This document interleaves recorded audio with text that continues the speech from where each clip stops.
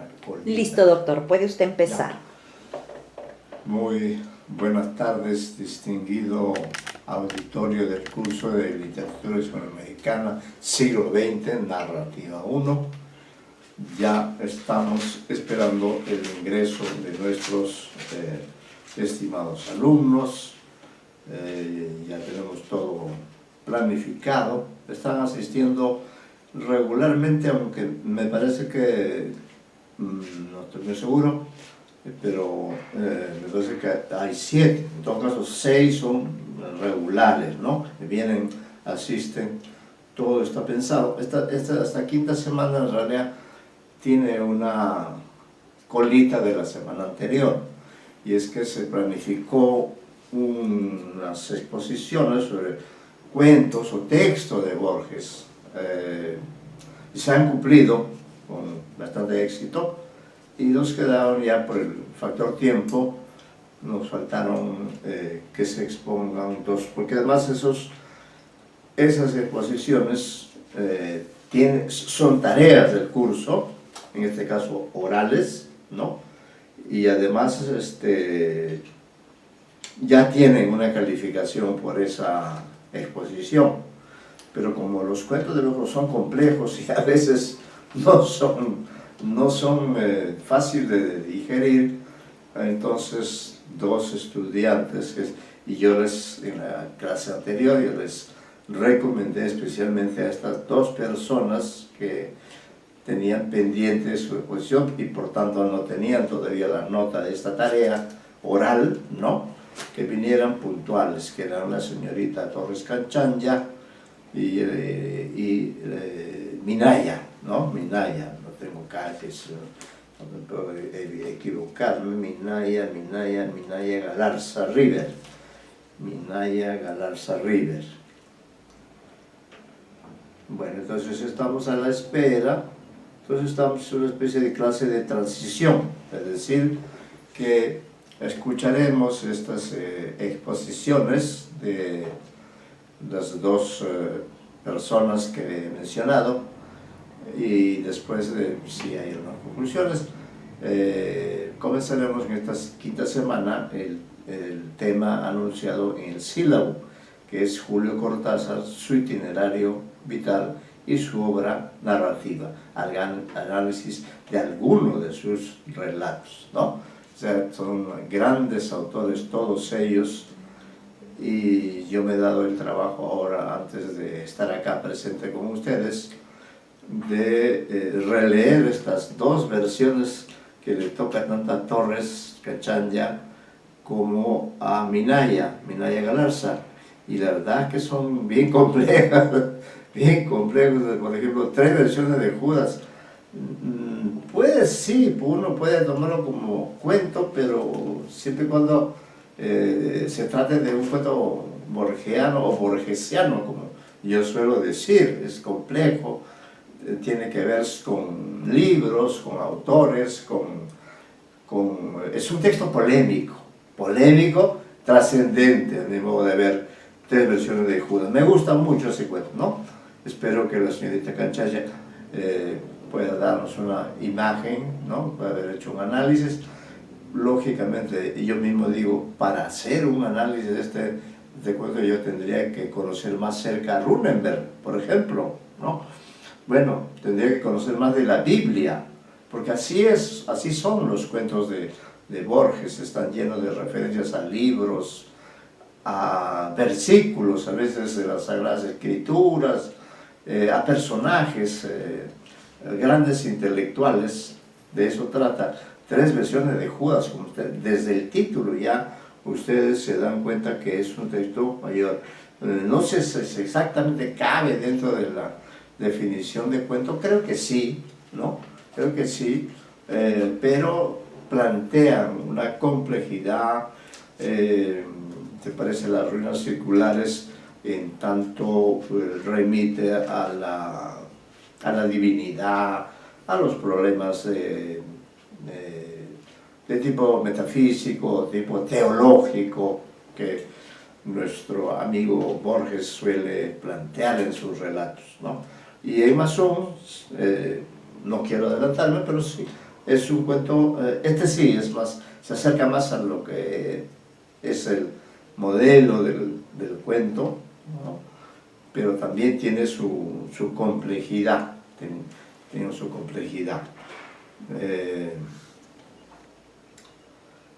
Y entonces estamos a la espera de que se presenten sus compañeros. Yo siempre tomo nota de la asistencia, para mí es muy importante, porque así ya conozco los alumnos, ¿no? Y los voy anotando conforme llegan, o sea, no es una anotación impresa, no, es en vivo y en directo, ¿no? De una relación de los alumnos que asistan realmente y participan, ¿no? Eso también ustedes saben, la asistencia es importante, así que ahora estamos esperando principalmente, aunque llegue primero, Torres Canchanya y Minaya Galarza para que podamos cerrar, por lo menos adelante, sí, ahí está por ejemplo Torres Canchanya, ya se hizo presente, la anotamos entonces, Torres Canchanya, Carla, ¿no? Sí, profesor, buenas Sí, tardes. muy buenas tardes, muy bien, gracias por su puntualidad. Yo recuerdo que dije, sean puntuales, porque les queda el análisis de 2 textos, ¿no? Confieso, acabo de confesar que ese texto que a usted le ha tocado es complejo, ¿no? Y uno dice, ¿este es un cuento o no es un cuento? Es bastante complejo, trata temas que uno para ello tendría que haber leído a la Biblia, a Runenberg, pero es un reto, ¿no? Y además, con la ventaja, adelante el señor Alvarado Vega, el señor Alvarado Vega ya expuso Alvarado Vega, ¿no? Entonces estamos ya viendo que los alumnos participan también, al señor Alvarado, sí, está en 2 partes, lo veo, está la chica Torre Canchanya, puntual, como siempre ocurre, así que estamos a la espera de disfrutar de las exposiciones pendientes, que son las de Torre Canchanya, que ya está presente aquí, ¿no? Que ya le toca 3 versiones de Judas, que es un texto difícil, ¿no? Pero no pedimos tampoco milagro, pero en todo caso les decía que es importante, y precisamente por la complejidad, ¿no? ¿Quién más ha entrado? ¿Alguien más ha entrado? No veo todavía acá en mi pequeña pantalla. Ha ingresado Torres Canchanya, Trujillo Carrasco, que ya por supuesto también expuso Trujillo Carrasco Hagi, ¿no? Él también ya está presente, pero él hoy está tranquilo porque no le toca exponer, ya él expuso en la clase anterior al señor, le tocó justamente el tema del traidor y del héroe, ¿no? Y ahora diría yo que el tema de la traición le interesa mucho a Borges. Ya lo vimos que en la forma de la espada hay una forma de traición. En el tema del traidor y del héroe también, ¿no? Y como un alcance de la señorita Torres, yo diría que acá también se plantea, entre otros temas, el de la traición, ¿no? Entonces, ojalá que llegue pronto Minaya, Quispe, sí, Clisman, ¿no?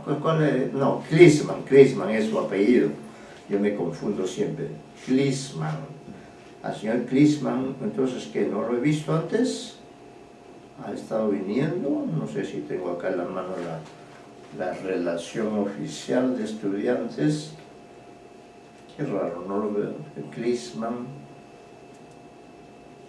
bueno, ya será materia de ver la lista oficial, no la tengo aquí a la mano, pero bueno, si está Chrisman Charlie, no, pues, Chrisman es un nombre, Quispe, ya, lo voy a poner Chrisman Charlie, el señor Quispe, buenas tardes, me confundió que, Chrisman, digo, no, pero ahora ya sé que, sí, ya sé. Aparecen primero los nombres y después los apellidos. Sí.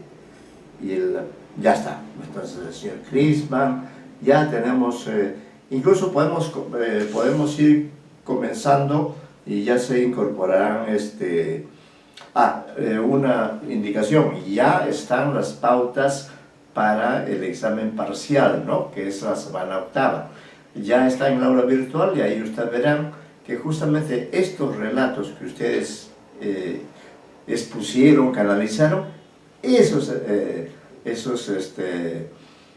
van a ser también materia del examen parcial, ¿no?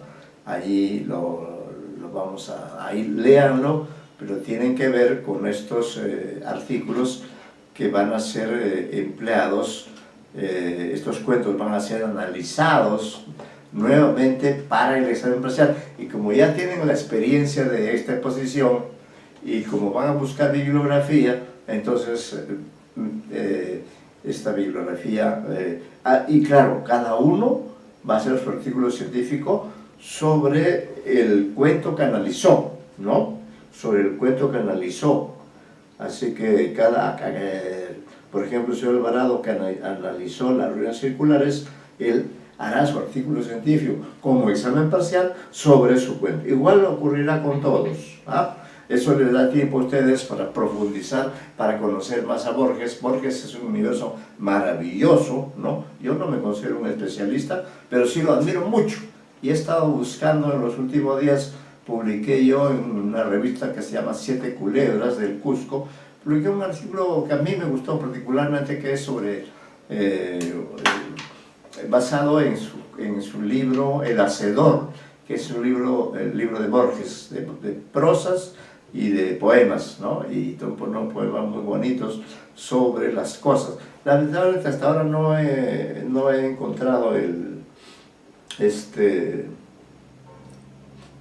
artículo, la revista, por ahí debe estar.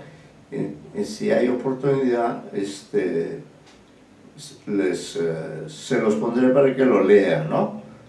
Entonces, con todo esto ustedes están ingresando, aunque quizá algunos de ustedes tengan conocimiento sobre Borges, que ya, como hemos visto, él escribe con entera libertad. Yo creo que para ir avanzando vamos a pedirle a la señorita Torres Canchanya, a quien le toca exponer 3 versiones. Está entrando el señor Wharton. Adelante, señor Wharton, que él también ya expuso, ¿no?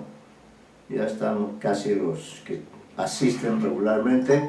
El señor Wharton y Juárez Antón también, ¿no? Juárez Antón, todo hasta el momento el equipo Juárez Antón regular, que espero se mantenga, ¿no? Está asistiendo regularmente. Entonces, ya para comenzar, Jessica Andrea Juárez Antón, correcto. Está ya casi todo el equipo regular que viene, espero que ninguno de ustedes se retire. Y les decía que todos ustedes, hoy día vamos a terminar, precisamente nos falta la Minaya, ¿no? Hoy día vamos a terminar con el examen de esos diferentes textos de Borges que ya ustedes han expuesto y ya tienen una nota por eso, esa es la tarea. Ahora, lo interesante es que el examen parcial, cuyas pautas ya están en el aula virtual, indican que cada uno de ustedes trabajará su artículo científico acerca del cuento que les tocó exponer, ¿no? Entonces ya lo conocen, ya es algo que conocen, busquen la bibliografía, ¿no? Ahí están todas las indicaciones, ya hemos subido la aula virtual. Ahora creo que sí, sobre todo porque ya esta es una clase en que estamos tratando un tema de la semana pasada, ya le pediría a la señorita Torres Canchanya, ¿no? Que se sirva hacer su exposición sobre este texto que se llama Tres versiones de Judas, que es un maravilloso texto, pero es todo un reto, todo un reto. Yo sé que ella lo ha sentido así, ¿no? Porque uno dice, pero ¿esto es un cuento o es un ensayo? Bueno, Borges, usted sabe que mezcla todo y le provoca dolores de cabeza o insomnios a sus lectores. Pero así es, Cortázar también es así, ¿no? Muy bien, señorita Torres Canchanya, entonces le esperamos y desde de antemano le agradecemos por haber afrontado ese reto que además le servirá para su examen parcial porque usted va a trabajar sobre ese texto, ahí ya estará más informada, etc. Adelante. Buenas tardes, profesor. Buenas tardes, compañeros. Sí, el texto que me designaron fue Tres versiones de Judas. Aquí Borges lo que hace es inventa este personaje, ¿no? Es sí, del personaje Judas, ¿no? Un sueco llamado Nils Runeberg. Este personaje Runeberg publica Chris o Judas, sí. Está en alemán, el título es Cristo y Judas. Cristo, Este texto que él escribe es una reivindicación de Judas como supuesto traidor, ¿no? Sí. Nos dice este texto que Judas es el único apóstol que llega a intuir esta divinidad secreta que tenía Jesús, ¿no? También nos postula ese texto que como el verbo se había rebajado a ser mortal, entonces Judas también podía rebajarse a ser delator. Esto es lo que postula Runeberg en su libro. Claro. Esto solo en la primera edición, pero luego una crítica, ¿no? Una crítica de esta teoría teológica, una crítica teológica. Y debido a esta crítica, sí. Escribe el texto. Y ahora en su segunda edición se aleja entonces de este lado teológico y se acerca más a un plano moral. Entonces, en esta segunda edición lo que postula es que Judas lo que había hecho es, Judas había realizado un acto ascético, ¿no? Entonces recordemos que la asceta es esta persona que busca la perfección espiritual a través de vivir de la renuncia, de lo mundano, a través de esta disciplina, de las exigencias del cuerpo, ¿no? Entonces, esta segunda edición nos postula esta hipótesis de que Judas había realizado este acto ascético, pero Judas no lo hace a través de la carne, o sea, no mortifica la carne como lo hace la asceta, sino que lo que hace es mortificar el espíritu. ¿Por qué? Porque renuncia al bien. Judas renuncia a la paz, renuncia al honor, renuncia al reino de los cielos. Entonces, con esto también concluye que estas acusaciones de traidor que se le hacen a Judas fueron premeditadas por él. Entonces, esta es su segunda postulación hacia un lado más moral. Luego hace una última versión, una última hipótesis, Runeberg, ¿no?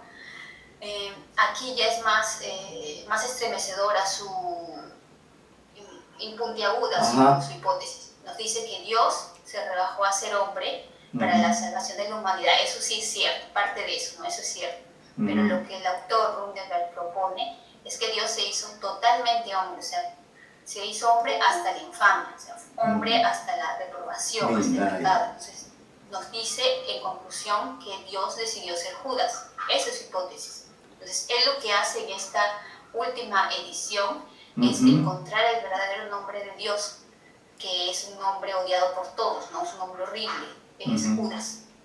Entonces, también a través de esta hipótesis que él haya, muy chocante, para el público de este texto, ¿no? De esa realidad, él comienza a pensar y se da cuenta, comienza a analizar y se da cuenta que todas las personas en los textos religiosos que han sufrido una revelación que han tenido una revelación de Dios ante ellos, han sufrido un castigo. Entonces él analiza esto y dice, el castigo que yo tengo por revelar este nombre odiado, pues esta verdad, es la indiferencia, porque esta revelación a la que él llega, a la que él descubre,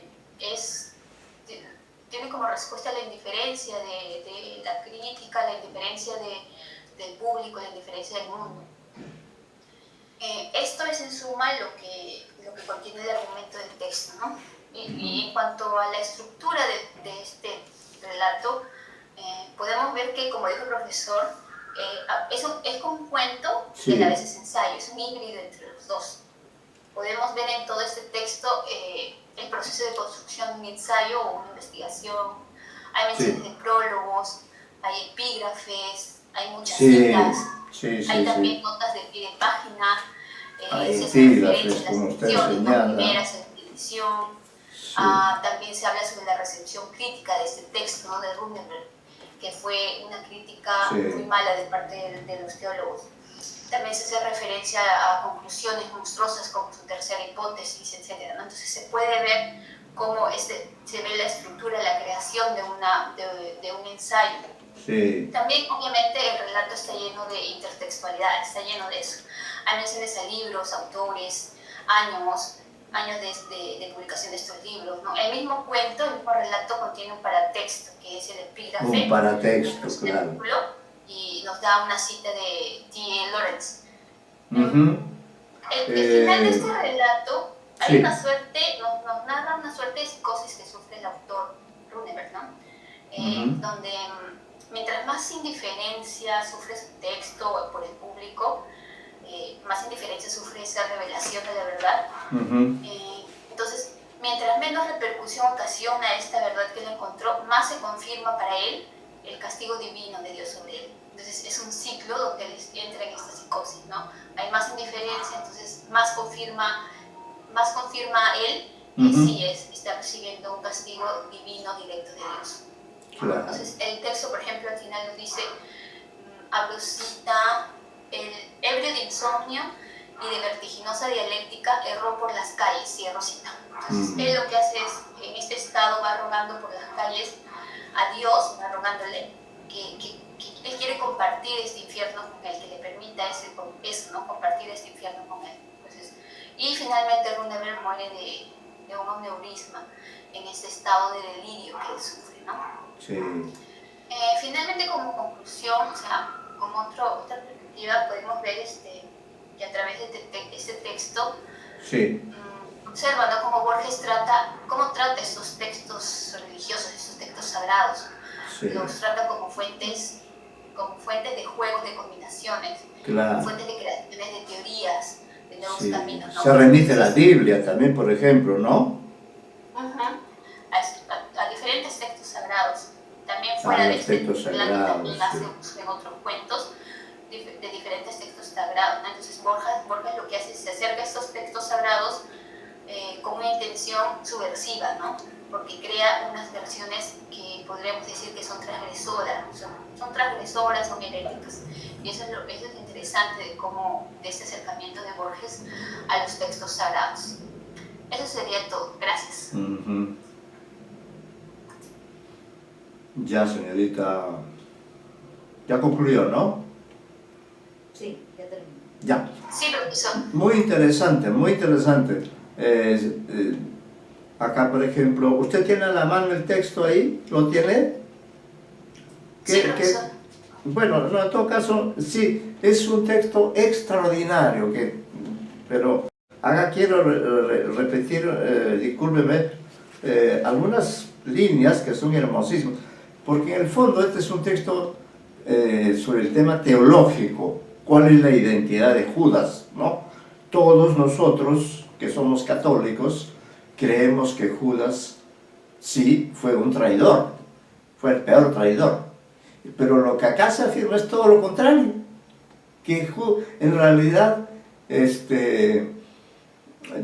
Judas es Dios, ¿no? Eso es lo que plantea. Hay una polémica, entonces esa obra que usted ha mencionado, que es Cristo Judas, dice, la primera edición de Christus o Judas lleva este categórico epígrafe, cuyo sentido años después monstruosamente dilataría el propio Niels Runeberg, ¿no? Es una especie de polémica, dice, el epígrafe dice, no una cosa, todas las cosas que la tradición atribuye a Judas Iscariote son falsas.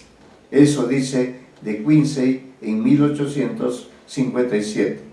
Precedido por un alemán, de Quincey especuló que Judas entregó a Jesucristo para forzarlo a declarar su divinidad y a encender una vasta rebelión contra el yugo de Roma.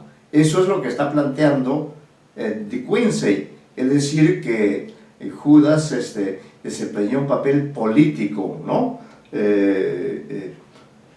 Judas entregó a Cristo para encender una vasta rebelión. También Rullever dice, sugiere una vindicación de índole metafísica, que es lo que usted ha puesto, ya no voy a insistir en eso, ¿no?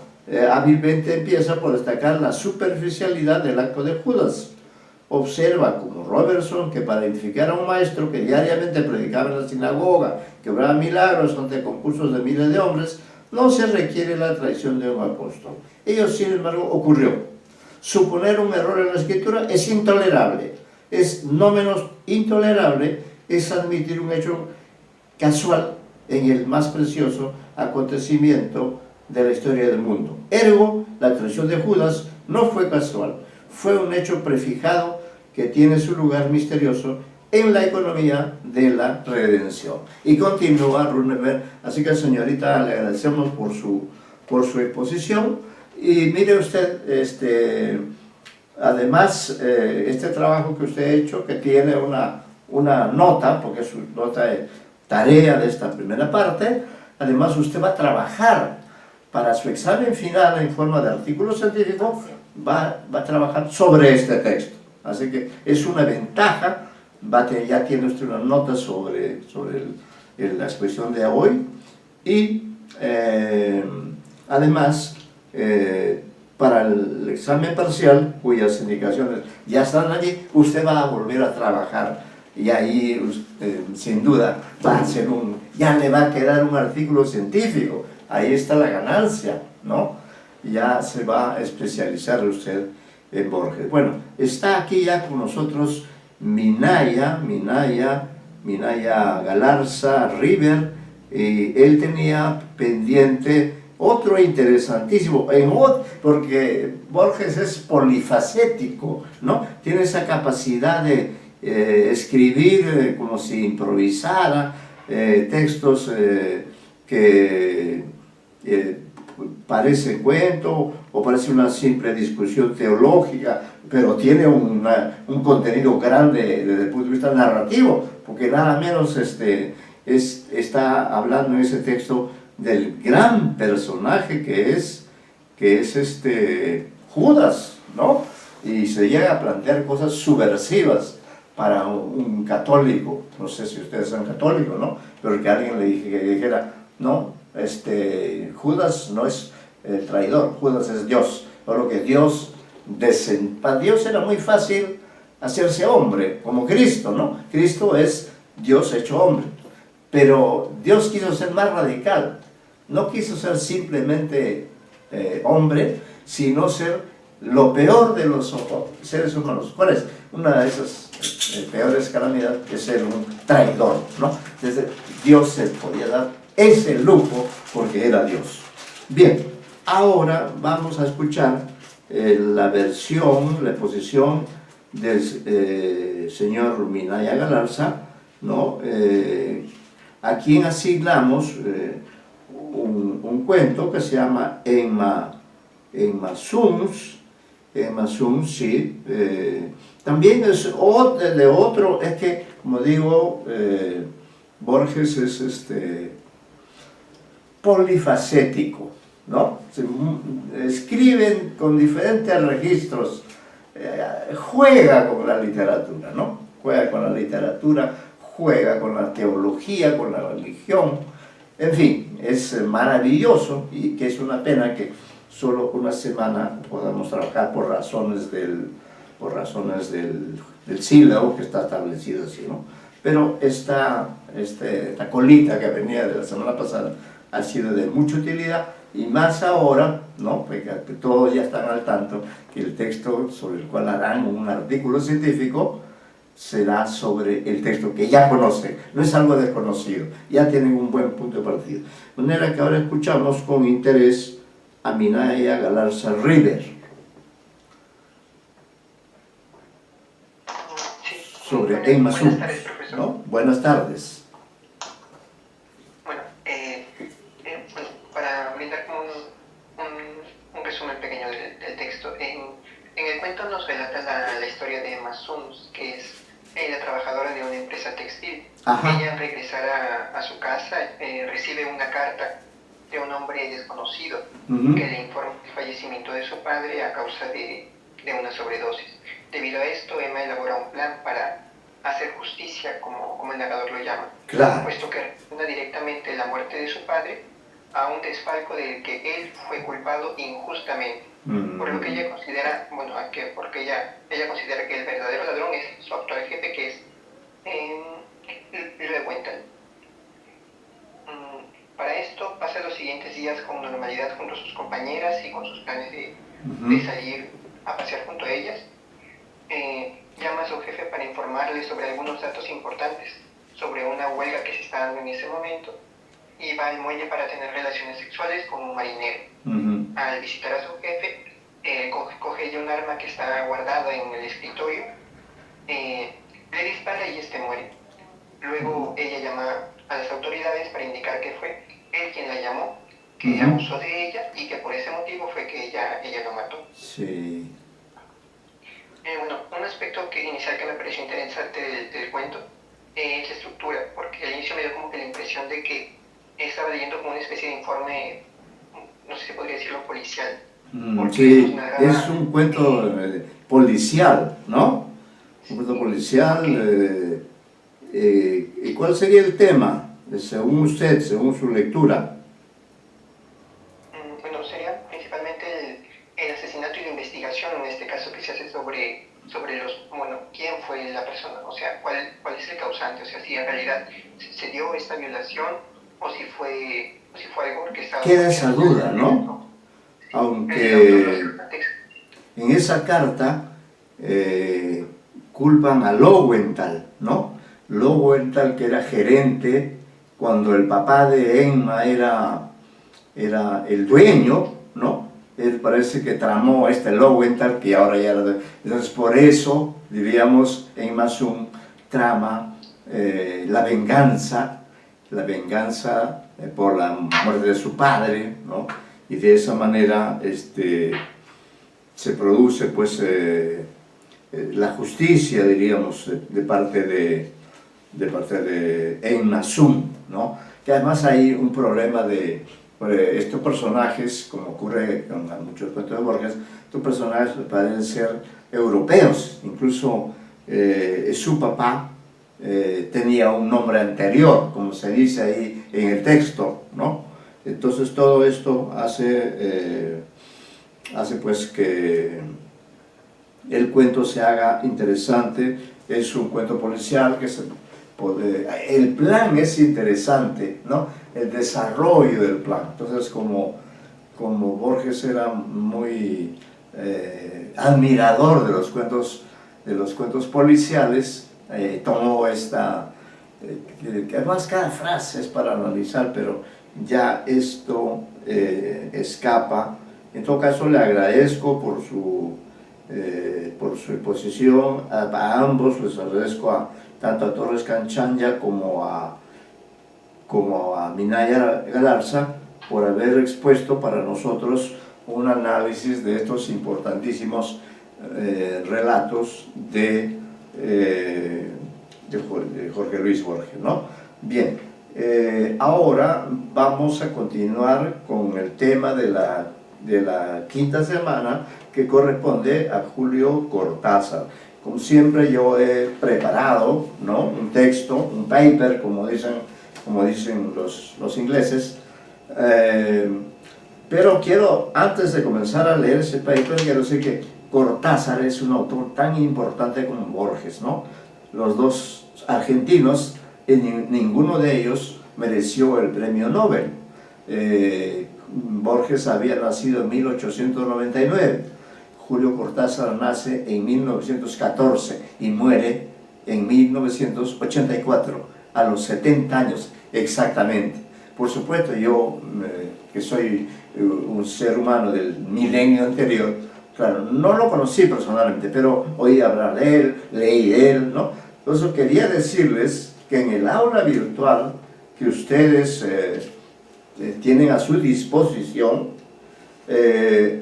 y ahora quizá leamos alguno, tienen ustedes ahí, por favor, aquí lo voy a mostrar, nuestra colaboradora, la magíster Eliana Vázquez, ha subido al aula virtual de ustedes varios textos, varios libros de Borges.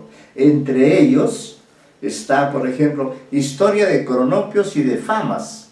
Y ahora, o la próxima semana, creo que va a estar dedicada totalmente a Cortázar, leeremos algunos textos muy simpáticos, ¿no? Entonces ustedes, todos son breves. Bueno, hay alguno que es extenso, ¿no? Entonces, es un libro miscelánico, Historia de cronopios y famas.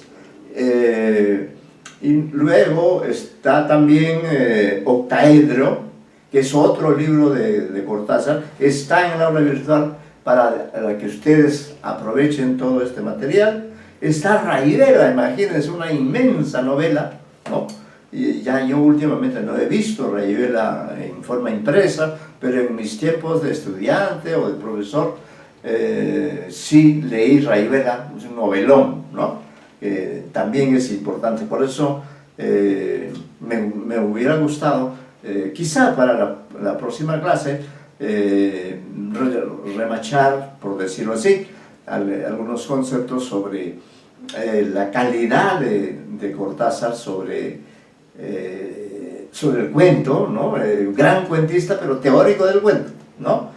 Y ahora leeremos en cualquier momento alguna, por acá había separado una, no sé en qué página está, ya, pero lo importante está Octaedro, Rayuela y Bestiario, que es el último, el primer libro. Entonces ustedes tienen prácticamente una biblioteca, ¿no?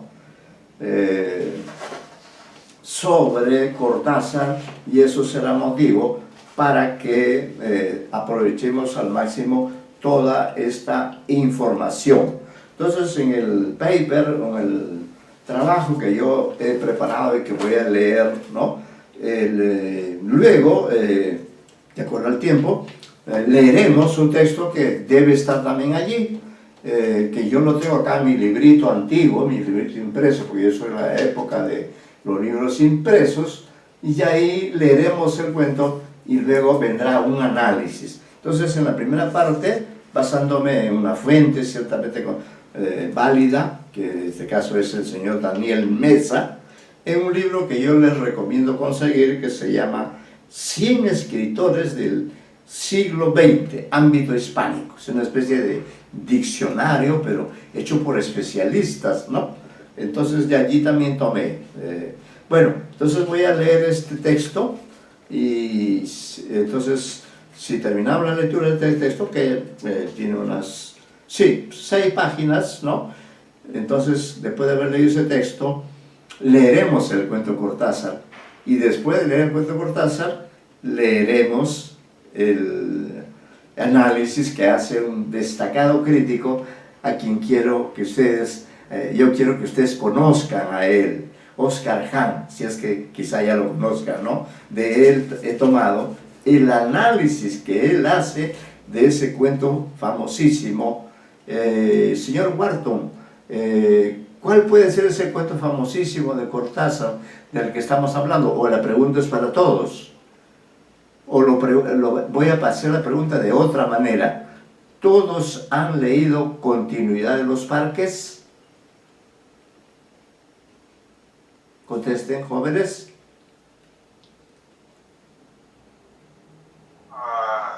En mi caso, profesor, yo no he leído Continuidad de los parques. Más que nada me quedé con Rayuela. Ya, perfecto. Rayuela. Ya, está muy bien, correcto. Sí, ahora usted va a tener la oportunidad de leer Continuidad de los parques. ¿Alguien que haya leído Continuidad de los parques? ¿Alguien más que haya leído? ¿El señor Minaya ha leído Continuidad en los Parques? Bueno, sí, profesor, sí. Usted lo ha leído, ya, correcto, correcto. ¿El señor Crisman ha leído Continuidad en los Parques? Por mi parte, no, profesor. Ya, perfecto, perfecto. Eso está muy bien porque de esa manera ustedes van a tener la oportunidad ahora, ¿no?, de leer este cuento y luego un análisis sobre ese cuento hecho por un crítico de primera, un poeta extraordinario, a quien ahora presentaré, ¿no? Bueno, entonces este texto que les he preparado lo tienen ustedes allí también, pero creo que es una buena forma el leerlo, el que lo lea yo, para que ustedes luego lo puedan revisar, comentar. Les puede servir también para quizá para en el examen final, no sabemos sobre qué autor será, pero podría ser Cortázar, o quizá daremos oportunidad que elijan, ¿no? Entonces, ¿qué dice Daniel Meza sobre Julio Cortázar, que vivió exactamente 70 años, ¿no? Dice, tiene ciertas simetrías con Borges, como hemos dicho. Argentino nacido y muerto en otra parte, la vida de Julio Cortázar, Bruselas, 1914, París, 1984, está marcado por la distracción o la desubicación continuas. El azar o la profesión del padre lo hicieron nacer en Bruselas el 26 de agosto de 1914. La Primera Guerra Mundial dilatará el retorno familiar hasta 1919, pasando por Barcelona, paréntesis, fugaz visita que el autor recordará siempre, ¿no? Es decir, pasó Cortázar por Barcelona, tenía 5 años, pero nunca se olvidó de esa ciudad maravillosa que yo no conozco, ¿no? Bueno, dice, poco después del regreso, ¿no?, a su país, es decir, a Argentina, el padre abandona la familia. Eso es un dato que yo no lo tenía, ¿no? Abandona la familia y se convertirá en una presencia afantasmada para siempre. La madre, la abuela, las tías y la hermana serán desde ese momento los afectos más cercanos. Quizá por esa razón, la infancia será en los textos un ámbito imaginario predominantemente femenino, ¿no? Ahí ya tenemos una clave. La infancia fue una infancia triste para Cortázar. La existencia documentada, por entre comillas, de Cortázar, sí, porque Cortázar no se movió tanto como Borges, pero hizo también cosas extraordinarias. La existencia documentada, es decir, ya con papeles, documentos, comienza hacia 1937. Tras conseguir un título oficial de maestro, enseñará en una escuela de Bolívar y luego hasta 1944 en Chivilcoy, pueblos de la provincia de Buenos Aires. Usaba entonces el seudónimo de Julio Denis. Con él firmaba todo lo que escribía, cuentos o poemas, pero también sus cartas privadas. Lector empedernido desde la infancia, como ustedes, para esas fechas estaba ya decidido en escritor, estaba ya decidido ser escritor, ¿no? En 1938 publica su primer libro, un libro de sonetos, fíjese, poesía, titulado Presencia, y comienza a escribir los relatos de La otra orilla, obra cuya redacción se extenderá hasta 1945 y que permanecerá inédita hasta 1994. Es decir, se publica 10 años después de la muerte de Cortázar. Había dejado él, como Esteban Echeverría, otro autor, había dejado obra sin publicar, ¿no? La proyección de su obra en prosa comienza también en ese periodo, pues en 1941 en Huella, una revista de Buenos Aires, Rimbaud, ensayo que resulta ser una especie de manifiesto generacional, ya que pretende congregar en torno a la figura del boyán, son palabras de ese ensayo, a los que vemos en la poesía como un desatarse total del ser. Además, en 1942 publica su primer cuento en un diario de Chivilcoy. El libro se llama Llama el teléfono, Delia, que luego se integrará en La otra orilla. Poco después, la Universidad de Cuyo, en Mendoza, Argentina, sin reparar demasiado en sus títulos, ofrece a Cortázar entre 1944 y 1946 la posibilidad de enseñar materias que realmente le gustan y constituyen la base de su formación personal: literatura francesa e inglesa, ¿no? Muy europeizados los argentinos, los escritores argentinos. Sin embargo, por causa de la reorganización ideológica que supuso la llegada al poder de Perón, Cortázar decide abandonar la universidad y retornar a Buenos Aires, ¿no? Diríamos, la llegada al poder de Perón afectó también a Borges, porque parece ser que Perón no quería a Borges. Entonces Borges en ese momento tenía un cargo en la Biblioteca Nacional, y Perón así lo mandó a que sea inspector de un mercado, inspector de pollos y conejos, algo así. Por supuesto Borges renunció. Igualmente, ¿no? También Cortázar decide abandonar la ciudad y retornar a Buenos Aires. Entre 1946 y 49 trabaja en la Cámara Argentina del Libro, al tiempo que lleva a cabo una intensa actividad como crítico literario en varias revistas de la capital y como traductor para diversas editoriales. Cortázar va asentando su presencia en el medio literario bonaerense, lo que le permitirá comenzar a publicar textos singulares como el poema dramático Los Reyes, ¿no? 1947, o dar a conocer en revistas los que considera sus primeros cuentos logrados: Casa Tomada, que estoy seguro ustedes han leído; Bestiario, Lejana, que en 1951 pasarán a Bestiario, libro que ustedes tienen en el aula virtual. Creo que es el primer libro de cuentos, así que denle una mirada a esos textos. En 1949 obtiene el título oficial de traductor público. Ese mismo año escribe su primera novela, Divertimento, que sin embargo permanecerá inédita hasta 1986, ¿no? Es decir, él no publicó en vida, estas obras se publicaron después de su muerte. A finales de España realiza su primer viaje a Europa, ¿no? Durante 3 meses visita Francia y sobre todo Italia, ¿no?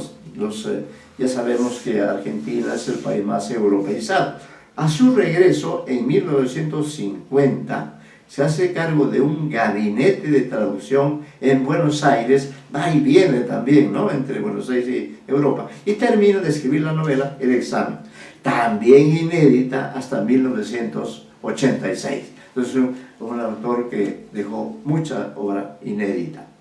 El año 1951 es el de ruptura. Entonces, ojo con ese dato. 51 es un año clave, ¿no?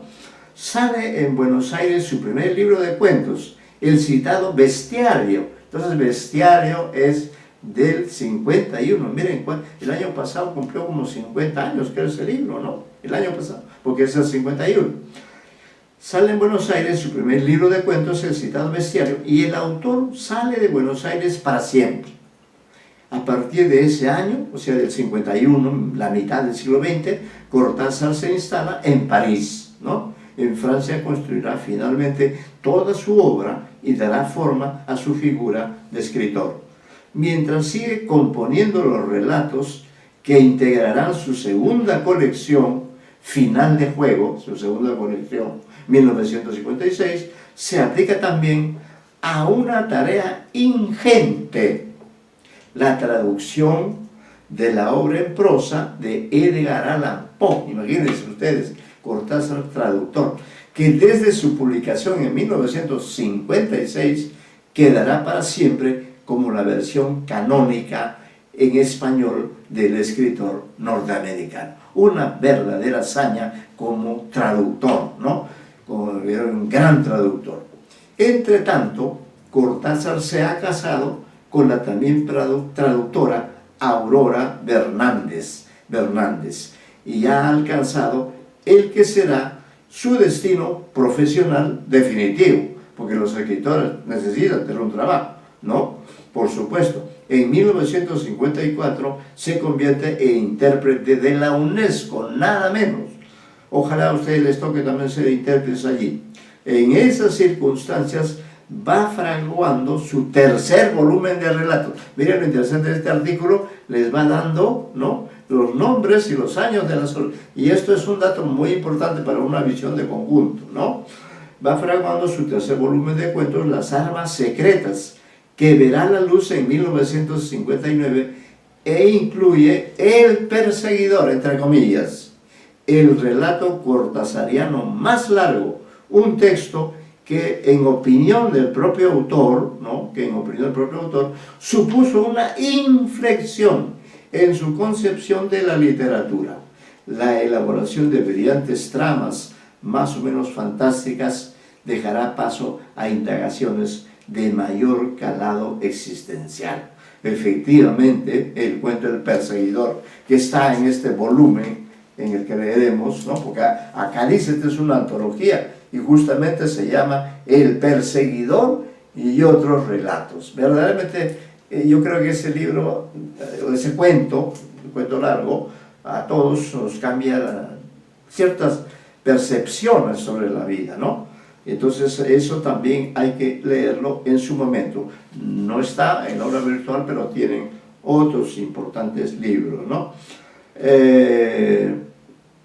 Bien, lo cierto es que esa transformación no hará sino afianzarse en la década de los 60. Ya estamos en los 60 del siglo XX. La imagen pública del escritor Cortázar terminará de adquirir todos sus perfiles. En primer lugar, comienza a publicar novelas. Los premios 1960, que no tuvo demasiada acogida. Rayuela, 1963. O sea, el próximo año Rayuela cumple, si no me equivoco, 50 años, ¿no? Si no me equivoco. Así que tengan en cuenta y pongan en su agenda. Que supone su incuestionable consagración internacional, ¿no? Esa es su novela más famosa, ¿no? Más famosa. 62, Modelo para armar, en 1968, un experimento derivado de la novela anterior. En segundo lugar, pone en práctica la crisis de los géneros que venía defendiendo desde los años 40 en obras difícilmente clasificables como Historias de cronopios o famas, 1962, ¿no?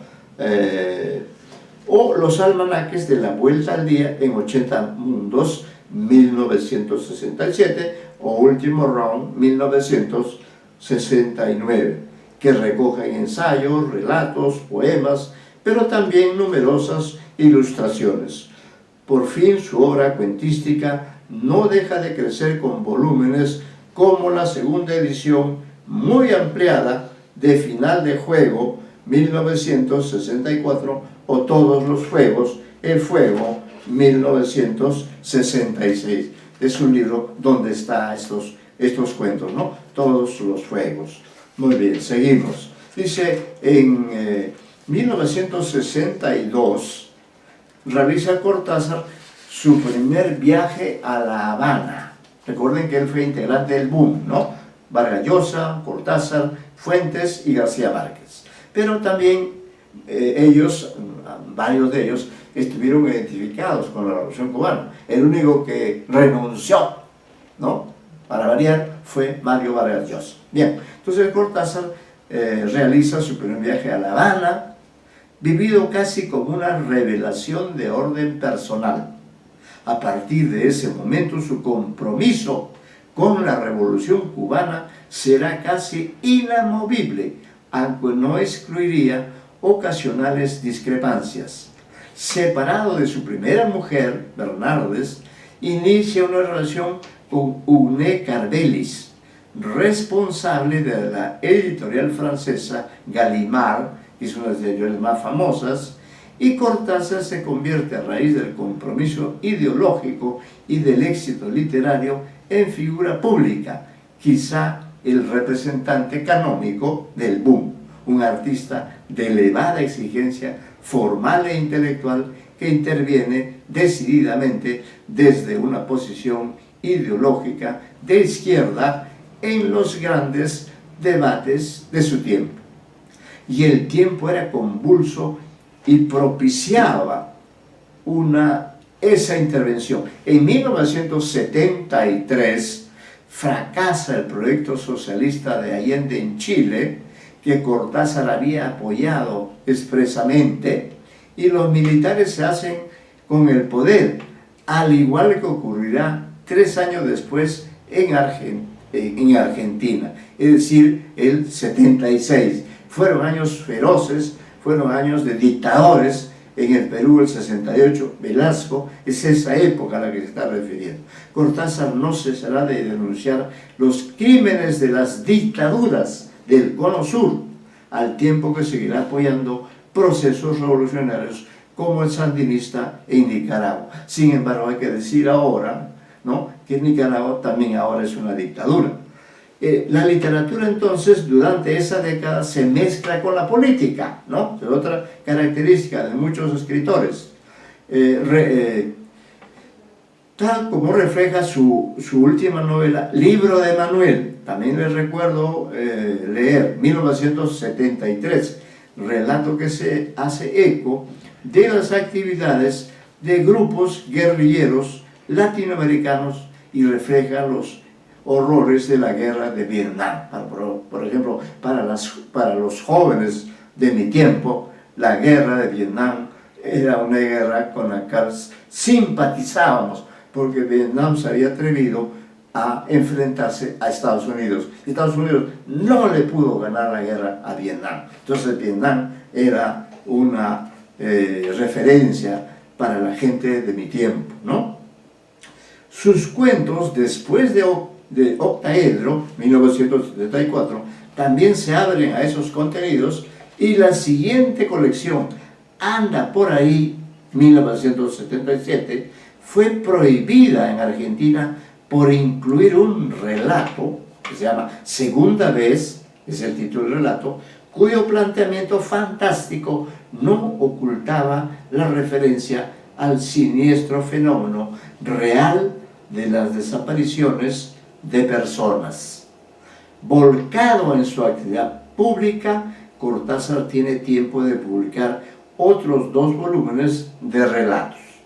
Uno es Queremos tanto a Glenda, publicado en 1980, Deshoras, 1983, que con tratamientos formales cada vez más complejos implementan el arco que va de lo fantástico a lo político, quizá ahora con una mayor implicación autobiográfica. Entre tanto, Cortázar se ha casado con la canadiense Carol Dunlop, o sea, tuvo 3 matrimonios, con quien compartirá la escritura de su último libro, que se llama Los autonautas de la cosmopista, o Un viaje atemporal París-Marsella, publicado en 1983, diario o bitácora de una expedición y de una pasión que Dunlop, que no llegó a haber publicado, pues murió en 1982, ¿no? Ya estamos en la década de 80, recuerden que esa década, a los comienzos, que muere Cortázar. En todo caso, estamos en el 82, dice, el regreso de la Argentina a la democracia en 1983, que permitió a Buenos Aires quizá lo aliviara del dolor de esa pérdida que lo acompañó a su muerte el 12 de febrero de 1984, ¿no? Es el año de su muerte, en un hospital de París, donde escribiría su último poema, entre paréntesis, negro, comillas, negro el 10, ¿no? Cerrando paréntesis la comilla. Ese mismo año saldría póstumamente Salvo el crepúsculo, un libro fundamentalmente de versos, que encerraba en un paréntesis poético, abierto por presencia, una de las escrituras más singulares y significativas del siglo XX. Es preciso señalar además que esa obra abría la vía de un flujo textual post-mortem casi inagotable y que ha enriquecido de forma aún difícil de aquilatar el conocimiento que tenemos del autor argentino. Además de los títulos póstumos ya señalados, hay que anotar la valiosísima compilación de su obra crítica en 3 volúmenes que rescató textos inhallables, entre ellos una interesante poética novelesca titulada Teoría del túnel, de 1947. En el género ensayístico hay que añadir el ímprobo esfuerzo de comprensión del romanticismo y la poesía moderna que supone Imagen de John Keats, 1996, póstumo, ¿no? Escrito en 1951, fíjense ustedes, la obra más significativa es el diario de Andrés Fava, 1995, especie de bitácora de la escritura del examen, ¿no? El examen es una novela, creo que también se publicó, ahí tienen el dato, ¿no? Por su magnitud cuantitativa, debe mencionarse el rescate de muchos, comillas, papeles inesperados en un volumen recopilado con ese título en 2009. Es decir, hay mucha publicación póstuma de las obras de Cortázar para beneficio de sus lectores, de sus estudiosos, etc., ¿no? Pero sin duda, lo más inesperado de este Cortázar póstumo ha sido el descubrimiento de su escritura epistolar, que trae tres gruesos volúmenes publicados en 2000, ¿no? Cartas 1937-1983, ¿no? Aún se ha incrementado con algunos poemarios particulares breves o incluso extensísimo, como las cartas a los Jonquiers. La obra completa, en curso de edición desde 2003, no sé si ya se habrá acabado, deberá revisarse a raíz de estas otras publicaciones que sin duda han ayudado a conocer mucho mejor la trayectoria literaria y vital de Cortázar. Esa trayectoria atraviesa un periodo fundamental en la historia de las letras hispánicas, del esteticismo neorromántico, paréntesis, que puede encontrarse en sus primeros sonetos, a la irreverente y arriesgada confusión de escritura y vida, que podría leerse en alguno de sus últimos cuentos y en no pocas de sus obras inclasificables desde la década del 60 y que se han relacionado con la posmodernidad. Cortázar muestra, pero también opera esa transformación, la transgresión de límites, la ruptura en el sistema literario tradicional, géneros o convenciones expresivas, es un propósito de su escritura. Es decir, Cortázar era un innovador, ¿no? Estaba contra el canon, por eso que escribía libros inclasificables. De ese modo, una visión que atiende exclusivamente a sus cuentos o a rayuela, o aún peor, que oponga esos textos, dejando de lado sus ensayos o sus poemas y aún ciertas raras piezas de teatro, resultará empobrecida.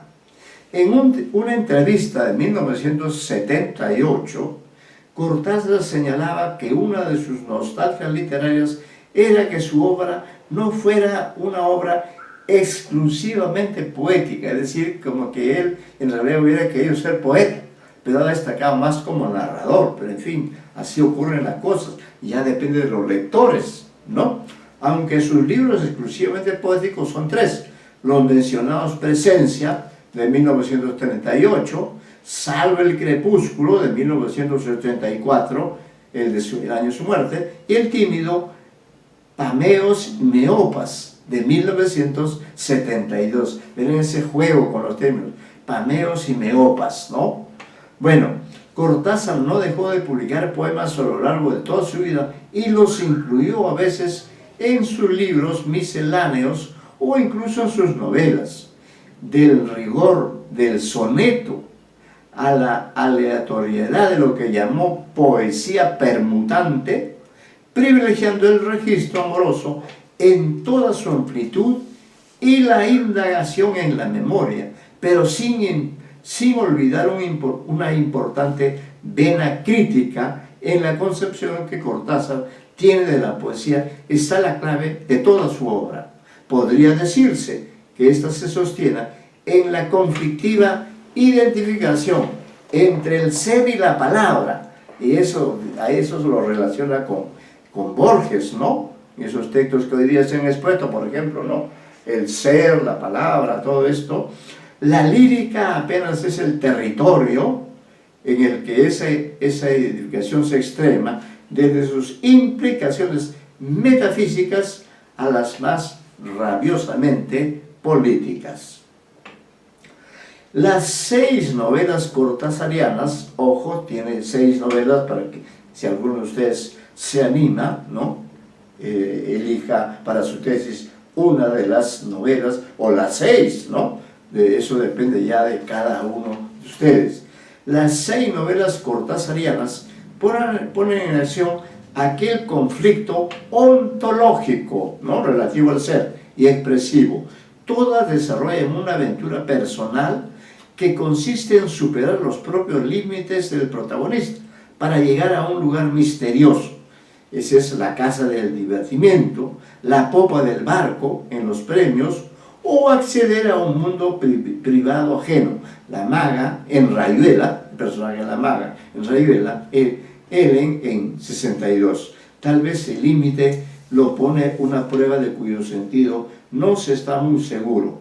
El absurdo examen del examen, el secuestro del diplomático en el libro de Manuel, ¿no? Entonces hay muchas novedades, muchos secretos, muchos enigmas que ustedes encontrarán en estas obras y proveídos de este material que es una guía de lectura muy interesante, ustedes podrán confrontar, ¿no? Entonces ya sí, efectivamente era así. Bueno, dice, si algo quieren, está hablando ya de los personajes, ¿no? Si algo quieren todos los personajes cortasarianos es saber, hay que subrayar, es decir, como ustedes, ¿no? Que también quieren saber. Y la exploración de la conducta más adecuada para acceder a una pretendida verdad hace de estas novelas, comillas, libros morales, casi antinovelas, por cuanto relegan a un segundo plano la construcción de los personajes y la acción. Son novelas, comillas, de grupo, paréntesis, comillas, el Club de la Serviente, cierra comillas, de Rayuela, es emblemático, ¿no? No le interesa entonces tanto la construcción, sino el grupo, que presentan oposiciones elementales, lo racional frente a lo irracional comúnmente, y generan sobre todo diálogo y reflexión, confrontación verbal, en busca de un sentido elusivo, ¿no? Es decir, de eludir. Para ello no se elude el cuestionamiento del sentido de la propia escritura, ni la explicitación del proyecto revolucionario de construir un nuevo modo de narrar, que era lo que quería él, como quería también Vargas Llosa o García Márquez, ¿no? Y de hecho, en el siglo XX, ese nuevo modo de narrar se impuso con estos y otros autores, ¿no? Un nuevo modo de narrar que trasciende las categorías de causalidad o relación entre los personajes y las acciones, lo que llevará a proponer, por ejemplo, la libre elección del orden de lectura, en el caso de Rayuela. En sus novelas Cortázar procura inventar, o por qué no, educar a un lector participativo y responsable. Esto es, capaz de llegar al texto por sí mismo, al que una vez llamó cómplice, aunque lo prefería libre e inmune a cualquier supuesta intención del autor, ¿no? Y efectivamente, a propósito de esto que se dice aquí, esto de proponer diferentes tipos de lectura, esto se da, por ejemplo, en Rayuela, ¿no? En Rayuela hay, al comienzo, hace años que no veo el ejemplar, pero al comienzo hay el prologuista, no sé si es el propio Cortázar, probablemente sí, ahí dice, si usted quiere, puede leer el libro, puede leer Rayuela, ¿no? Puede leer así, de acuerdo al orden de páginas natural, lógico, que tiene todo libro, ¿no? Pero si usted quiere, dice, y ahí propone un plano, ¿no? Usted puede también leer siguiendo este otro orden, ¿no?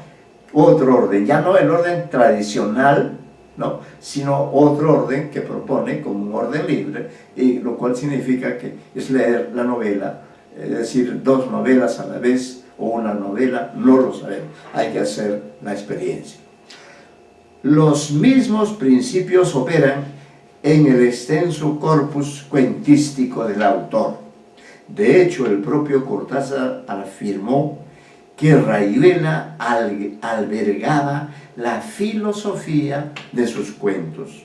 Aunque estos han sido considerados tradicionalmente, comillas, fantásticos, el autor asignó ese calificativo solo, comillas, a falta de mejor nombre, comillas, cerramos. Y Jaime Alarraqui, que es un experto en Cortázar, propuso el nombre de neofantástico para describir ese universo cortázariano en el que lo extraño emerge de manera trivial, sin necesidad de crear para ello situaciones excepcionales. En efecto, casi todos los cuentos de Cortázar están anclados en la realidad contemporánea y más cercana al escritor. Pocos son los relatos del autor que no se ubican en París o Buenos Aires. Con el tiempo, además, los cuentos cortázarianos se irán cargando de connotaciones autobiográficas. Y pone un ejemplo, ¿no? Entrecomillado y con paréntesis, diario para un cuento, e incluso políticas, sin dejar por ello de indagar en las inquietantes mutaciones de la realidad. Por otro lado, a pesar de que todos sus relatos están profundamente anclados en una cultura literaria prodigiosa, consiguen el efecto de parecer cuentos escritos, comillas, en un café y no, comillas, en una biblioteca. El relato neofantástico no busca atemorizar al lector, sino conmoverlo de otro modo, haciéndole descreer de sus convicciones realistas más arraigadas, revelando que un mínimo desplazamiento del foco ilumina lo inquietante. Casi todos los cuentos de Cortázar surgen de ese sentimiento de haber atisbado una realidad distinta, de haber encontrado el intersticio. Sea como sea, Cortázar sintió especialmente después de escribir El Perseguidor ya les he mencionado ese cuento, si no lo han leído, léanlo, la necesidad de superar esa manera neofantástica. Siempre mantendrá, no obstante, un tono siniestro, difícil de identificar, pero que seguramente en la manera de narrar. Ejemplo, Tango de Vuelta, Los Buenos Servicios o Final de Juego. Son nombres de cuentos. Son relatos en los que inquieta la presencia latente de algo no dicho, no visto, de algo posible que realizarse en cualquier momento. Frente a ese efecto, las constantes temáticas no dejan de ser casi accidentales. La infancia, que ya se ha mencionado, el protagonista solitario, los animales, la relación amorosa, la búsqueda, la representación del conflicto social. Lo mismo ocurre con la transformación de las herramientas de las que Cortázar se sirve para suscitar dicho efecto. Una cada vez mayor complejidad estructural, pluralidad de voces, mezcla de tiempos y discursos, correlativa de una cierta incorrección estilística, si se quiere, que llevó al autor a afirmar orgulloso que cada día escribía peor, pero que no lo hizo renunciar jamás a la importancia del ritmo de la prosa, ¿no? Es importante que un escritor escriba bien, escriba con belleza, con arte, pero que sea persuasivo, que sea metafórico, ¿no? Eso ocurre, por ejemplo, esos cuentos que mezcla tiempos o espacios. Cito un par de ejemplos. Ustedes han leído La noche boca arriba, ¿no? Es un cuento, pues él se resiste un poco a decir, a aceptar eso de fantástico. No le parece a él que ese es el término. Si dice, bueno, si no hay otro mejor, bueno, seré fantástico. Por eso Al-Arraqui, su crítico, inventa el término neofantástico. Pero efectivamente, lo de Cortázar parece estar más allá de lo fantástico o de lo neofantástico, ¿no? Este cuento, La noche boca arriba, es extraordinario. Léanlo si no lo han leído, o reléanlo, ¿no? Es extraordinario porque un solo personaje vive en dos tiempos diferentes, ¿no? Un tiempo es el tiempo de los aztecas, cuando los aztecas sacrificaban a los hombres en los teocalis, en los templos, había sacrificios humanos. Y ese mismo personaje, ¿no? En realidad comienza, el cuento comienza con la recreación del mundo moderno, de un hombre que viaja en una moto, ¿no? Que sufre un accidente, que a causa de ese accidente se desmaya, ¿no? Lo llevan al hospital, le entra el sueño, y utilizando el mecanismo del sueño, qué sé yo, lo envía a otra dimensión del tiempo, ¿no? A otra dimensión situada en el mundo azteca. ¿Se dan cuenta? ¡Qué extraordinario! El otro cuento que también cae dentro de su categoría es el que está acá, Todos los fuegos, el fuego. Ahí también hay una mezcla de personajes, un tema amoroso ahí, en tiempos diferentes, ¿no? En tiempos del Imperio Romano y en tiempos contemporáneos. Dice, podría concluirse jugando a resumir el espacio cortasariano según articula Rayuela. En primer lugar, del lado de acá, surge como esencia un humanismo del hombre para mejorarse y por la conciencia de la realidad absoluta sobre sus actos y sobre el uso del lenguaje. En segundo lugar, del lado de allá, cobra un peso singular la importancia concedida a los elementos extrarracionales de la experiencia, a todo lo que está fuera de orden, fuera del orden, lo oscuro, lo no cuantificable, el inconsciente, si se quieren, ¿no? Entonces, eso es lo que ocurre con la maestría de Cortázar. Y claro, los que han leído Rayuela recuerden que ahí dice, ¿no? Dice, del lado de acá y del lado de allá, ¿no? Porque la novela también transita una buena parte de ella en París y la otra parte también en Buenos Aires, ¿no? Y hay personajes extraordinarios. Esa novela, sin duda, es de carácter sensacional, muy creativa. Dice, por fin, de otros lados, en todos lados emerge la actitud lúdica y provocativa de Cortázar, ¿no? Pues un niño grande parecía él. La constante propuesta de transgredir los límites, sean del tipo que sean, ¿no? Del tipo que sean, formales, genéricos, morales, viajero entonces de una realidad poliédrica, explorador de puentes y pasajes. Cortázar revela a su lector la seducción y el riesgo del desplazamiento, comprendido como invitaba, proponiendo pocos con el momento que le tocó vivir, la actualidad y la inmediatez. Invitaba a deshacerlo consabido del aquí y ahora, proponiendo una mirada oblicua de la I, y ahora proponiendo la mirada oblicua de la I y rondar el otro lado de las cosas. Rondar el otro lado de las cosas fue su designio y fue también su lección, ¿no? Entonces hemos tenido ya oportunidad de ver los planteamientos, la visión de la trayectoria humana, literaria de Cortázar, como uno de los grandes protagonistas, ¿no? Entonces, no resisto la tentación, porque creo que vamos a dejar para la próxima clase.